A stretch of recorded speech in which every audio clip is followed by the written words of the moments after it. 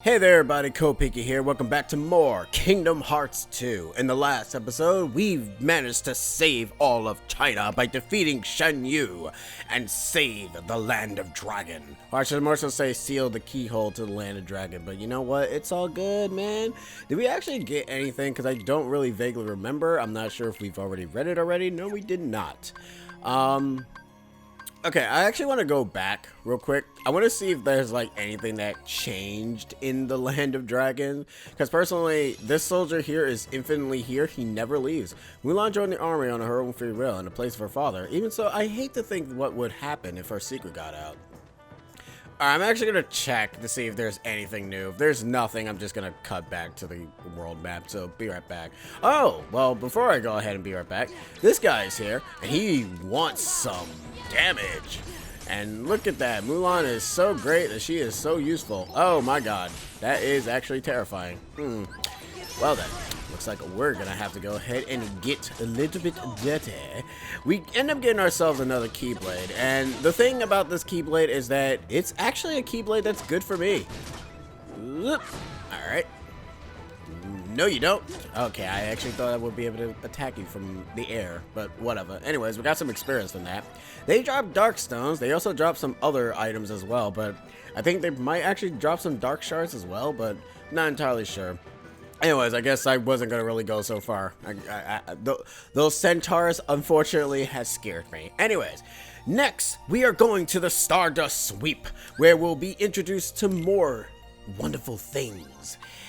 So, we got ourselves two new gummy ships. Unlike in the previous game, where you essentially only have just one gummy ship throughout the entire run, this game ends up giving you blueprints for the entirety of every single gummy ship route that you end up completing. So the Falcon is new, and the High Wind ends up getting its leveled up. Ends up increasing. It has lower defense compared to the first High Wind, but its firepower is 350, which is a lot more.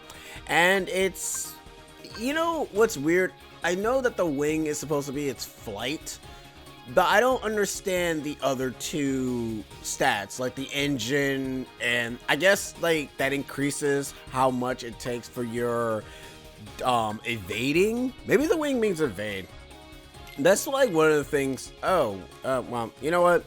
I'll showcase what happens when you abort later, because there is something funny that happens when you abort.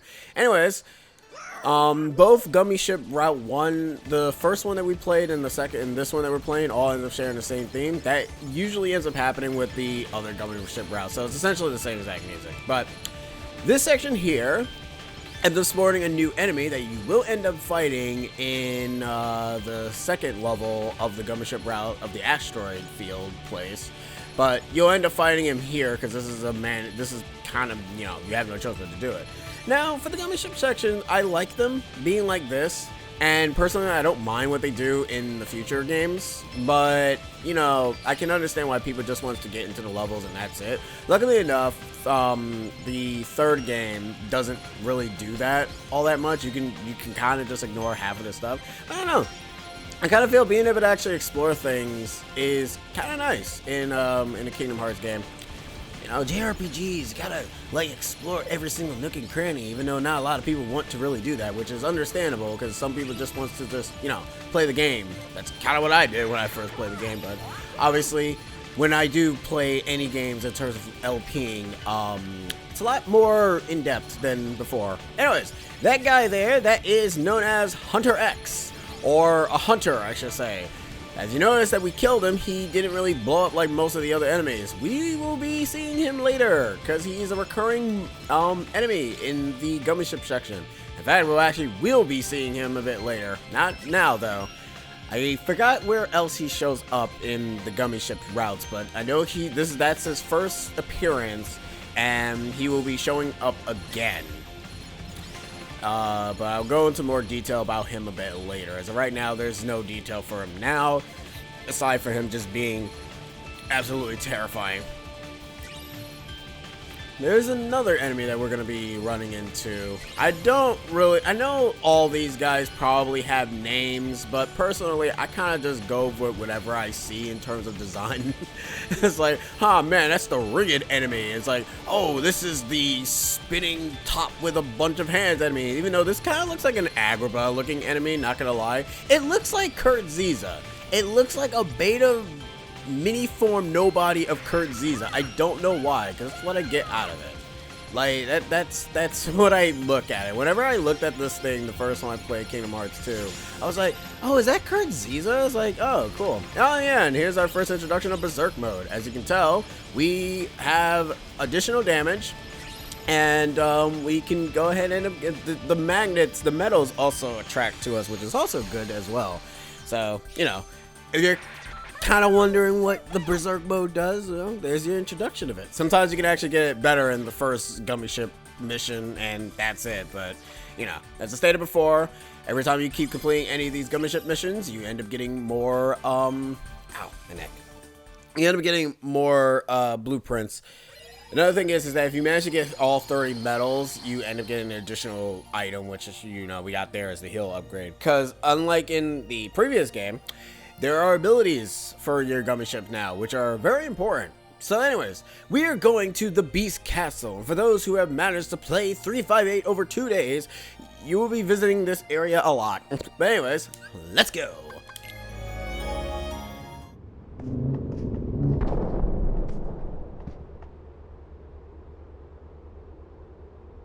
Hey, what is this place? It's huge! And sort of gloomy, don't you think? I wonder who lives here.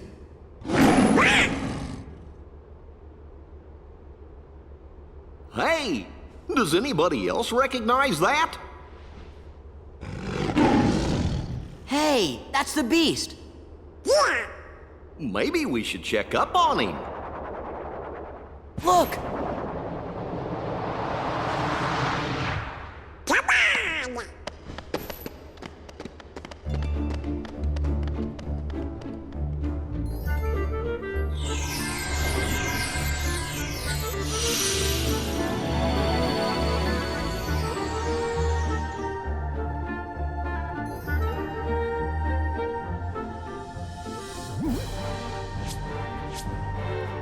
Where did he go? What?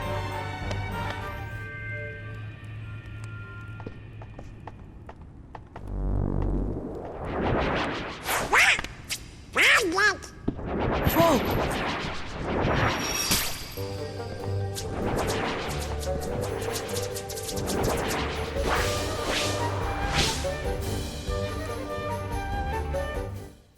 And now, it's another one of those win or lose fights. If you take enough damage, it won't really matter in the grand scheme of things because the fight will end immediately.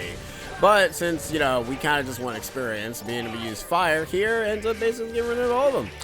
So, for people who love 358 over 2 days, you guys must really love hearing this theme constantly, over and over and over again. Good boy.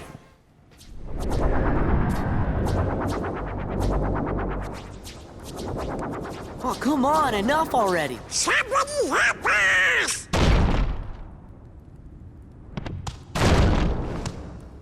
Ow!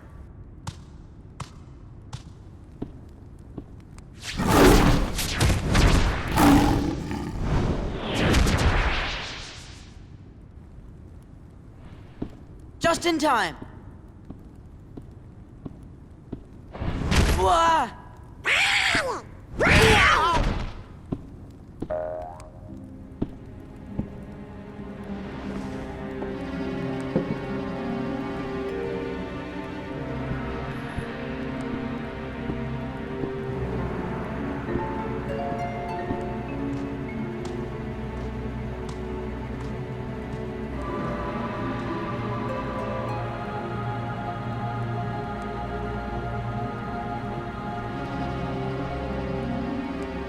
Gee, do you think he maybe forgot who we are? With this many Heartless around, something must be up. Why do you have to do that? mean, to be honest, he kind of had no choice. But anyways, I should probably actually equip that other Keyblade that I have on. Hidden Dragon allows you to get MP Rage. MP Rage restores MP relative to the amount of damage taken, meaning if you get hit the hardest, you gain some more MP back. But yeah, this is actually a good Keyblade for me, since I'll be essentially busting out magic. If we end up going to the Mugu shop, it ends up sporting a Serenden... I'm not gonna even bother even try. A Sardonyx ring, an Onyx ring, ends up increasing strength and slightly increases maximum AP. And by slightly, it literally means that, because it only increases AP by 1 and strength by 1. Silver ends up doing the inverse, which ends up giving you magic and also AP again. Gonna actually buy more potions because we have item boost, which allows items to be a lot more useful. Hand over our materials, we end up learn synthesis new items through free development, which allows us to, if we go into it, allows us to essentially end up making things that are for free. So you don't need the recipes for these. You can actually make these naturally. Then again, now I think about it, I think we've already gotten the recipes for these. So, oh no, because we got this recipe. So maybe. Did we get this recipe? Hold on. I need to check my items real quick. I vaguely don't remember. Because I know it's... I know they don't even put the recipe ticket in here. Because you kind of hand it over to them. So, whatever. AP boost, just like in Kingdom Hearts 1, ends up giving you AP. Drive recovery in this version, I'm not sure if I mentioned it.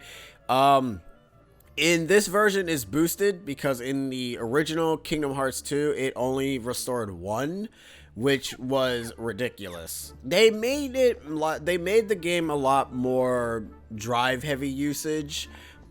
With the problem with that is that, you know, players would kind of abuse the drive. But to be fair, going anti-form is not too bad. Mainly the fact that you you get lower defense, but man, that combo is great. If the beast is here in the castle, that lady must have been Belle. Yeah, maybe so. Belle might know what's happened to the beast too. Come on, let's go find her. Yuck. I cracked my neck as I'm doing that. Alright, so we got some new enemies in here, which are the bats. And, I mean, I guess you can really call them relatively new enemies. But if we go into the ballroom real fast, this is what it is. The game doesn't really tell you what any of these areas are called. The ballroom ends up sporting our fun fat bandits again. Or fat bodies. Large bodies. Large bodies has a reaction command called known as full swing. When you end up comboing them, they bounce up. Once they're in range, if Donald stops hitting them, they will end up trying to come at you at full force. But if you end up using the reaction command to stop them, they will die, as you can see there. So yeah, it's pretty interesting how these guys fight now. They do not fight like how they fought previously. But it's actually nice. Shockwaves cannot be blocked, so do not attempt to block them unless you end up having a reaction command that allows you to block said move. But other than that, well, actually, no, I think you can block them, but I don't really want to risk it. Also, Donald's dead.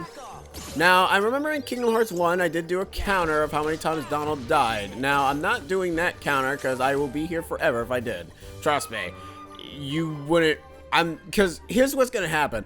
I'm barely going to pay attention if Donald dies. And I know that, you know, I'm editing these. I could probably just end up just putting it in there when he dies, but... I'm not gonna, considering the fact what's gonna happen later down the road, he dies too many times already in this game. I'm not doing that. Shh. Oh, what am I going to do? Huh. Okay. Donald! Hey, who opened the door? Oh, I'm so happy you're here. Donald. Sora. Goofy. Hiya. Put me down. Put me down. Oh, Yeah.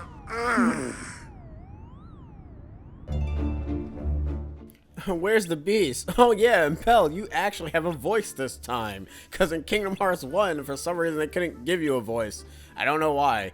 I'm not even joking. She doesn't even have a voice in Kingdom Hearts 1. She just literally says, "Oh, nothing." Not exactly, but we can still help. I mean, yeah. Since we're here and all. The beast won't talk to you. He's been acting strange lately. The only ones who might know why are locked up in the dungeon. I want to help them, but wait a second. Who locked who up? The beast locked up his servants. But why? That's what I don't know. Where's this dungeon? You can get to the end of Croft from the West Hall. The dungeon is down there. I keep this thing I'm sitting on sucks. Be careful. Sir approves. Get a new couch. I'll probably just sit down in a chair like a normal person. Anyways, we got a mega recipe. Ends up sporting a lot of mega items that we can be able to utilize. Not mega elixirs. And honestly, if it was mega elixirs, that'd be kind of broken. I'm gonna actually avoid using dry forms because as much as I would like to level up Valor form and the like, nah, I'm good. But yeah, since I'm essentially utilizing magic this time around, which is super new to me, mind you, I am not good. It's gonna be super weird because I'm so used to just having defense, but you know, magic in Kingdom Hearts is not bad at all. It's fairly good. It's just that you have to kind of utilize it well, and if I play 3, no offense, I'm probably also gonna bust out the magic in that game too, because let's be real, magic is pretty freaking OP. Unless they nerfed it. I don't really remember if they nerfed it in that game. Because I remember when 3 first came out, magic was disgusting. But I shouldn't even be talking about the sequel of this game, to be fair. We're talking about Kingdom Hearts 2. We're in 2 territory right now. There should be a way into the Undercroft around here. I don't know, maybe that drawer that's literally all the way down there is probably, you know, a bit of a hint, wink, nudge, whatever's. As I also mentioned, Valor form ends up increasing your movement speed, and it also ends up, well, actually, that's it. That's actually really it. If you end up driving outside, the anti-counterpoint does not go up, so, you know, drive as much as you want. If you want to go ahead and get some more speed, and there you go. Every time you level up, your drive gauge increases by 4, so we don't have a drive gauge of 4. Don't think that we do. Because that'd be ridiculous if we did.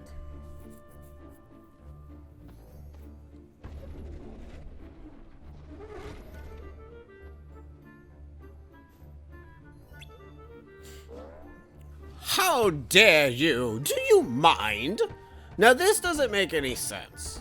The servants are down there. We need to go down here. Why is she blocking this area? I never understood this. So we have ourselves a mini game here. The drawer we can push, the wardrobe we can continuously push. But the thing is that if she wakens up and you end up pressing the gadget command, you notice that it says waken, she will hit you.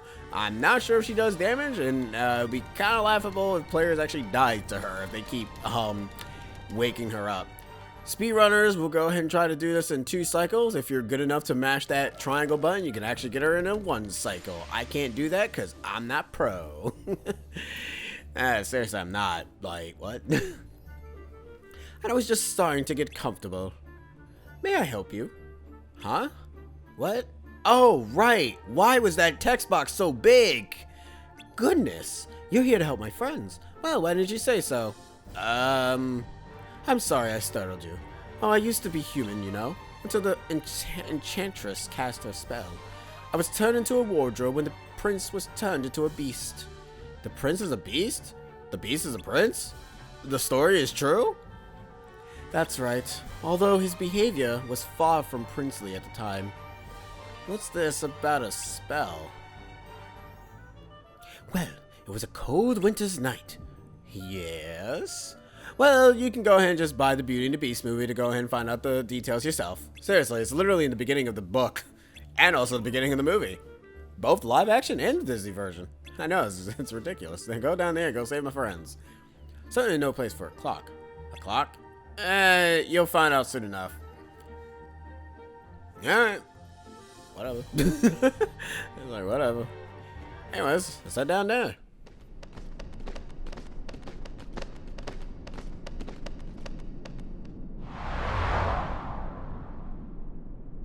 This must be it.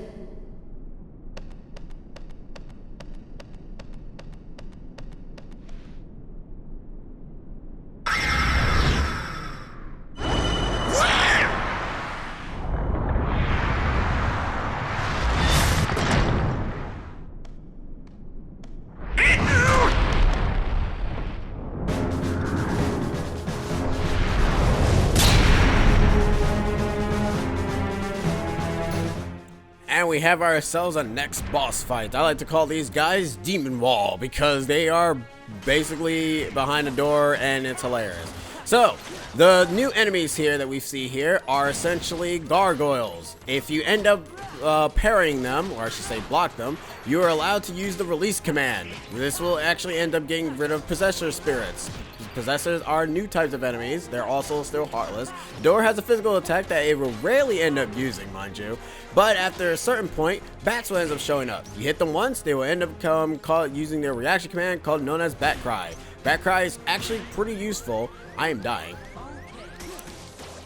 But anyways, using Bat Cry allows you to do a lot of damage to both the boss and to the enemies themselves. You also have to be careful though, because you do not have cure at this point. So, you know, try to not get hurt a lot. And this is a possessor. You end up doing like a bit of its damage pool. It ends up essentially going back into the thing. Going back into the door. I don't know why I said going back into the thing. That's not even speaking. Wow, those guys are not doing the thing I want them to do. Okay, whatever. If they're not gonna really do it, I think they don't actually do it at yeah, get ya. There we go. There we go. That's what we want to do. Ends up throwing out dark balls here, which are fairly easy to dodge, but you know, I am getting hit like nothing else. I'm a reckless player when it comes to Kingdom Hearts, by the way, as you might not even tell. It takes 2 cycles to kill him, but if you manage to go into Valor form and have a stronger Keyblade, if you end up doing the square finisher, you can actually kill it in 1 cycle.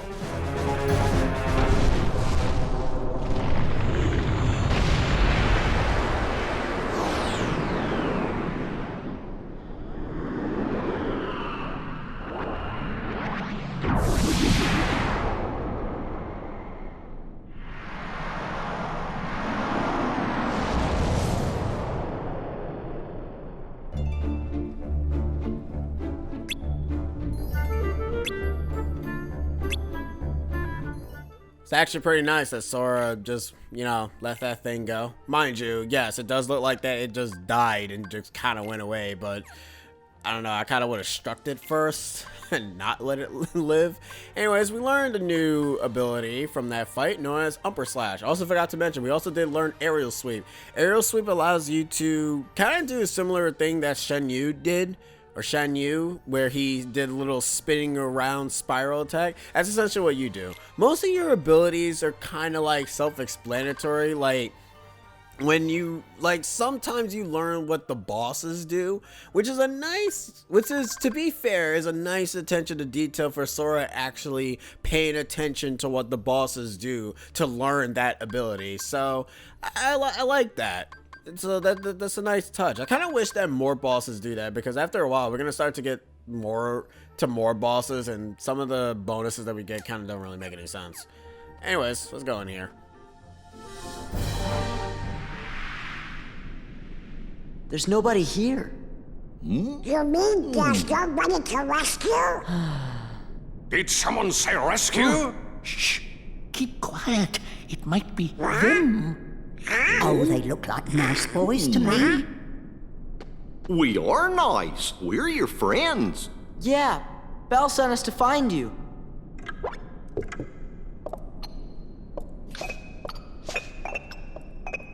Wow. I'm Sora. Donald. Goofy. I am self-winding, sir. I am not Goofy.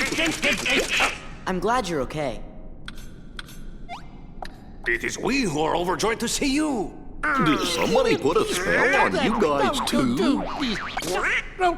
Yes, that's right. You've heard. It was the Enchantress. It seems so long ago. It was a cold winter's night. An old beggar woman came to the castle and asked for shelter. But the master of this castle, that is, of course, the prince... Stop that! Put me down this instant! Thank you.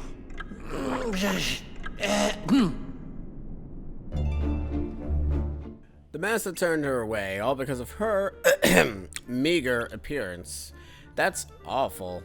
Oi, He was a spoiled prince, so selfish and, how shall I say, cruel. Lumiere! The old woman warned our master not to be deceived by appearances. Still, he would not take her in. Then the old woman's ugliness melted away, to reveal a beautiful enchantress. She turned the prince into a beast, a shape she thought fitting for his cold heart. And to further punish him, everyone in the castle was enchanted too. Wow, that's quite a story. Is there anything we can do to help? Let's get the enchantress. Why? Like, that's the last thing we want to do.